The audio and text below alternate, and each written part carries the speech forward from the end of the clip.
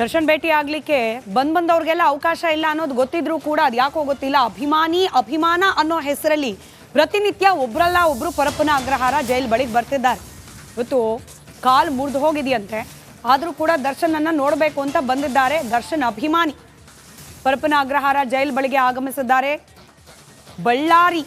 ಬಳ್ಳಾರಿಯಿಂದ ಬಂದಿರೋದಂತೆ. ದರ್ಶನ್ ಅಭಿಮಾನಿ ಭೇಟಿಗೆ ಅವಕಾಶ ಇಲ್ಲ ಅಂತ ಹೇಳಿದ ಬಳಿಕ ವಾಪಸ್ ಹೋಗಿದ್ದಾರೆ. ವಯೋವೃದ್ಧರು, ಕುಡಿದವರು, ವಿಕಲಚೇತನರು, ಇದೀಗ ಕಾಲು ಮುರ್ಕೊಂಡವರು ಪ್ರತಿದಿನ ಒಬ್ರಲ್ಲ ಒಬ್ರು ದರ್ಶನ್ ಭೇಟಿ ಆಗಬೇಕು ಅಂತ ಜೈಲ್ ಹತ್ರ ಬರ್ತಿದ್ದಾರೆ.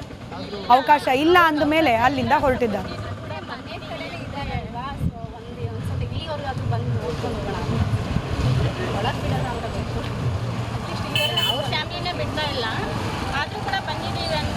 ಅವ್ರ ಅಭಿಮಾನಿ ಅಂತ ಹೇಳಲ್ಲ, ಒಂದು ಅಣ್ಣ ಅಂತ ಹೇಳ್ಬೋದು.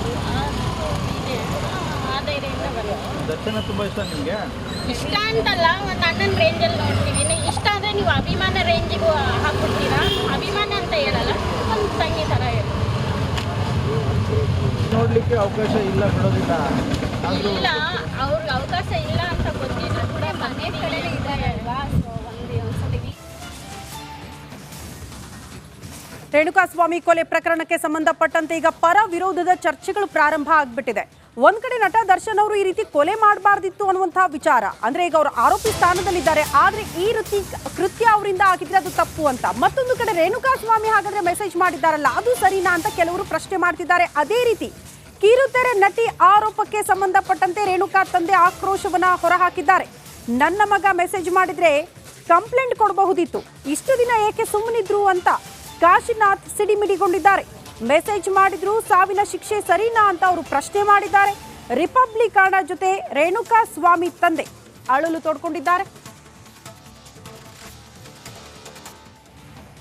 ನೀವು ಆ ಟೈಮ್ನಲ್ಲಿ ನಾನೇ ಕೇಳ್ತಾ ಇರೋದು, ಇಷ್ಟು ದಿವಸ ಯಾಕೆ ಸುಮ್ಮನೆ ಇದ್ರಿ? ನೀವು ಬಂದಿದ್ದಾಗಿದ್ದರೆ ಪೊಲೀಸ್ಗೆ ಯಾಕೆ ಕಂಪ್ಲೇಂಟ್ ಕೊಡಲಿಲ್ಲ?